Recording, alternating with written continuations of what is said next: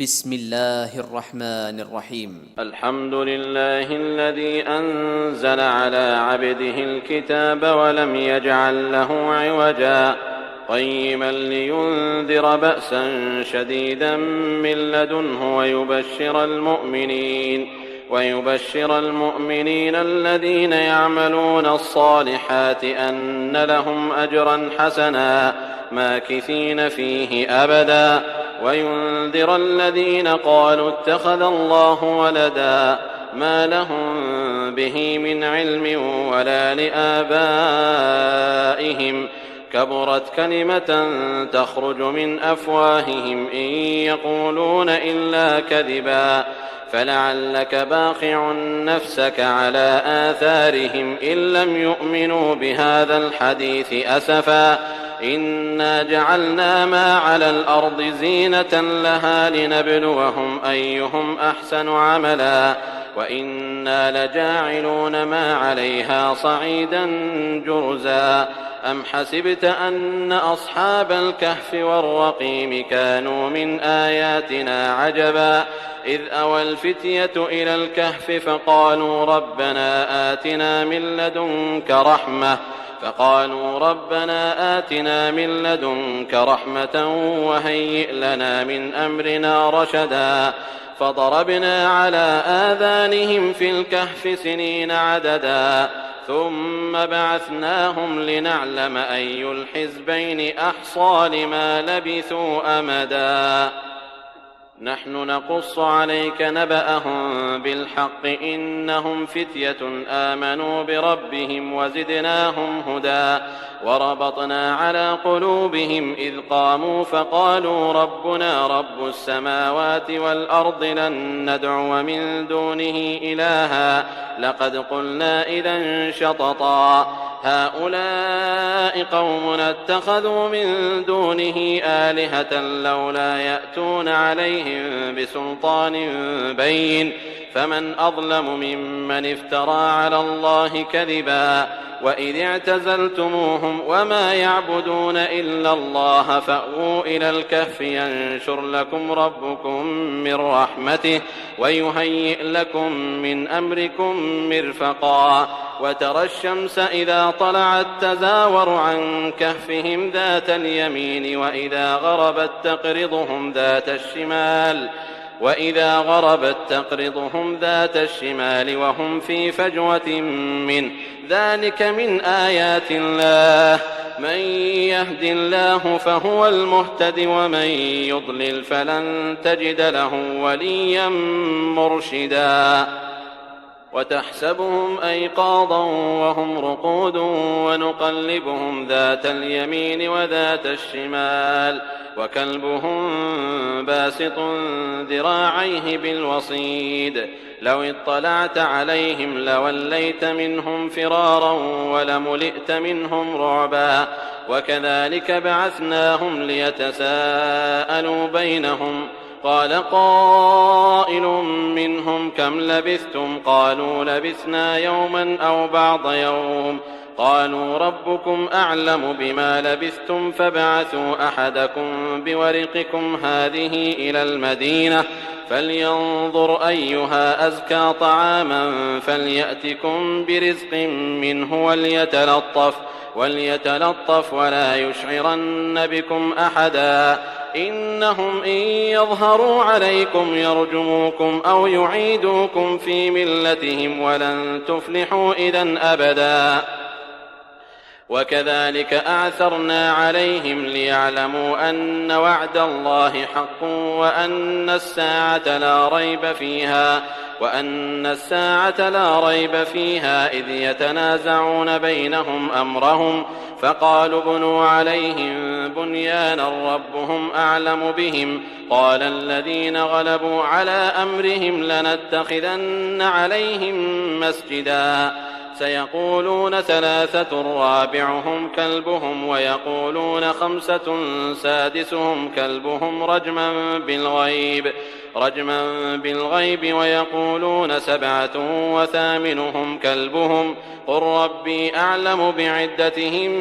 ما يعلمهم إلا قليل فلا تمار فيهم إلا مراء ظاهرا ولا تستفت فيهم منهم أحدا ولا تقولن لشيء إني فاعل ذلك غدا إلا أن يشاء الله واذكر ربك إذا نسيت وقل عسى أن يهديني ربي لأقرب من هذا رشدا ولبثوا في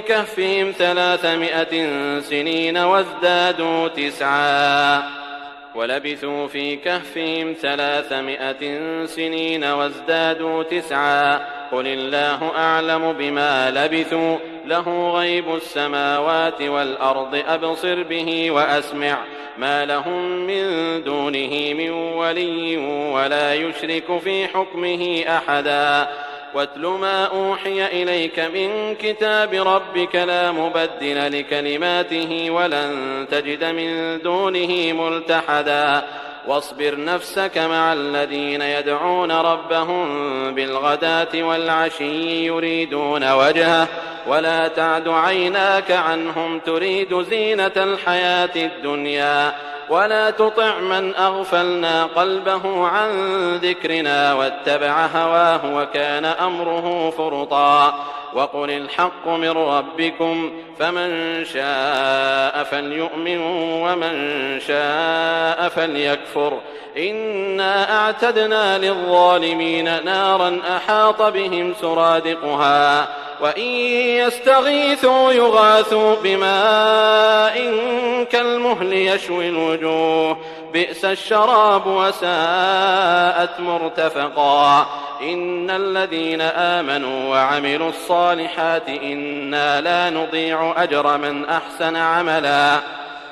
أولئك لهم جنات عدن تجري من تحتهم الأنهار يحلون فيها من أساور من ذهب ويلبسون ثيابا خضرا من سندس وإستبرق متكئين فيها على الأرائك نعم الثواب وحسنت مرتفقا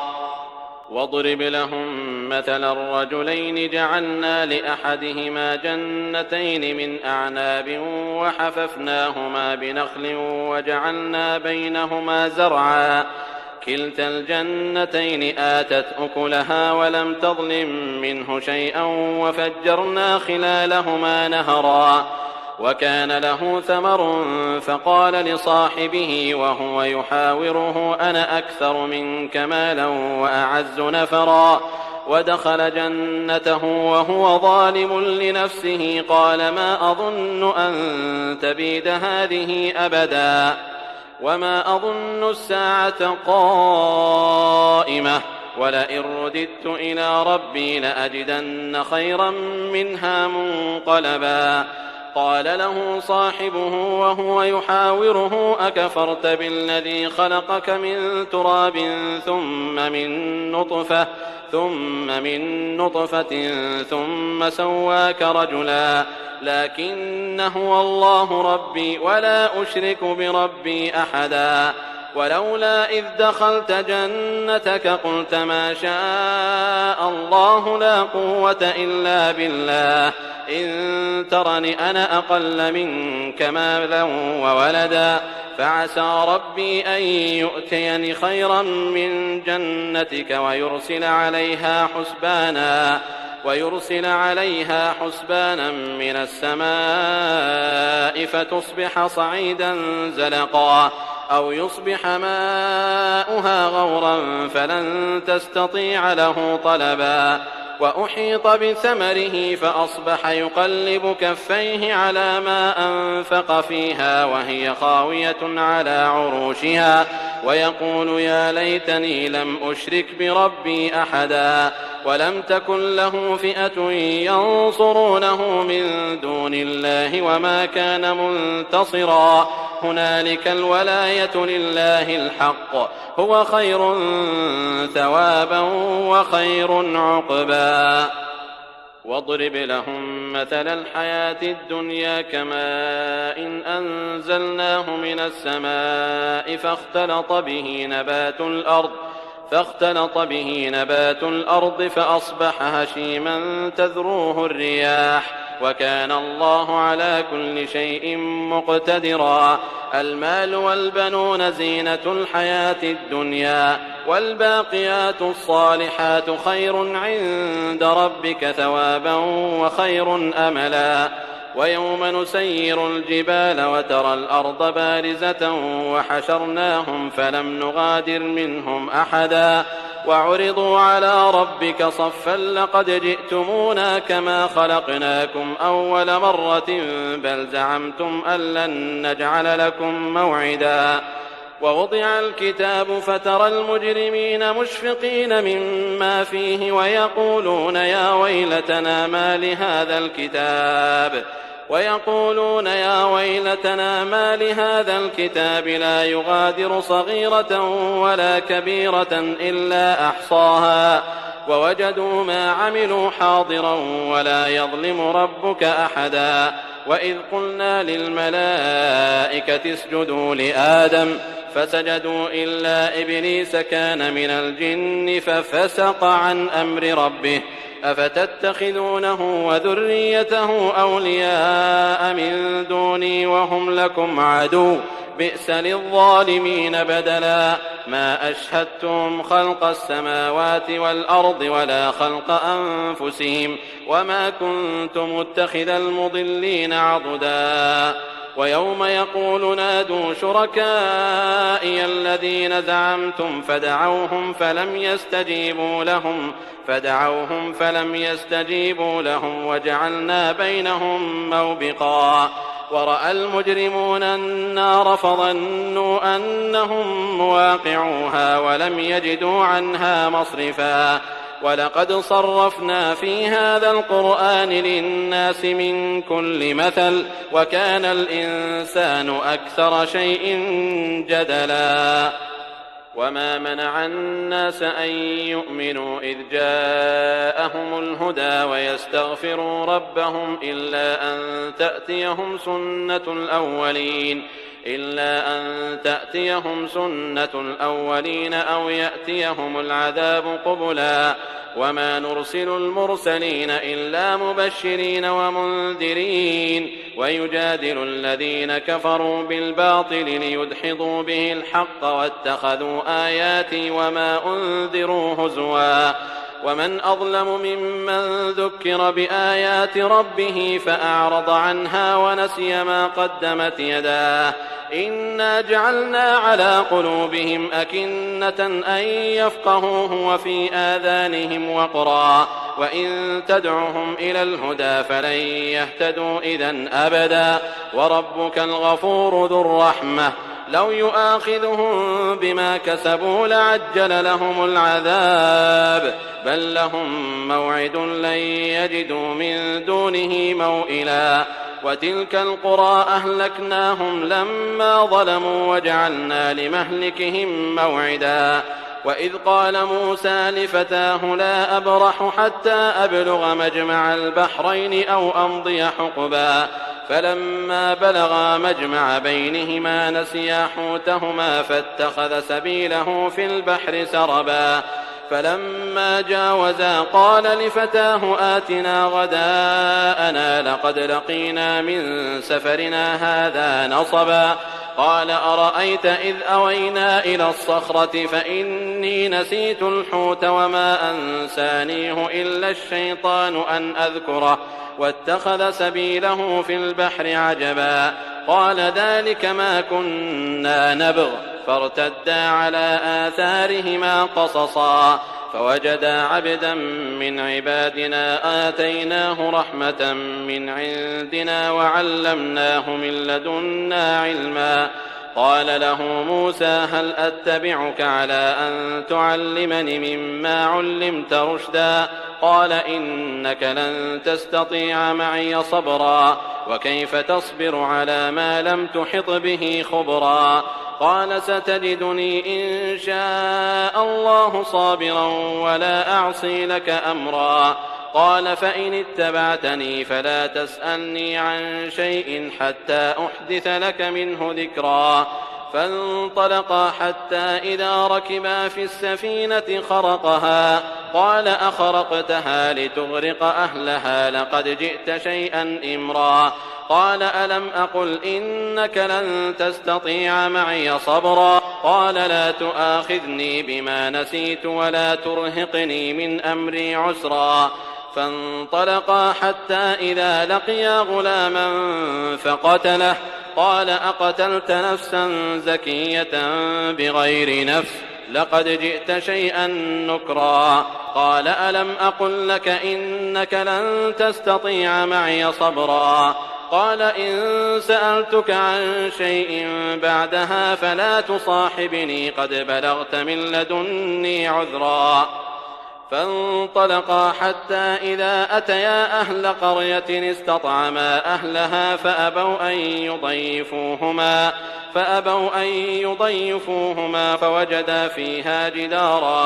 فوجدا فيها جدارا يريد أن ينقض فأقامه قال لو شئت لاتخذت عليه أجرا قال هذا فراق بيني وبينك سأنبئك بتأويل ما لم تستطع عليه صبرا أما السفينة فكانت لمساكين يعملون في البحر فأردت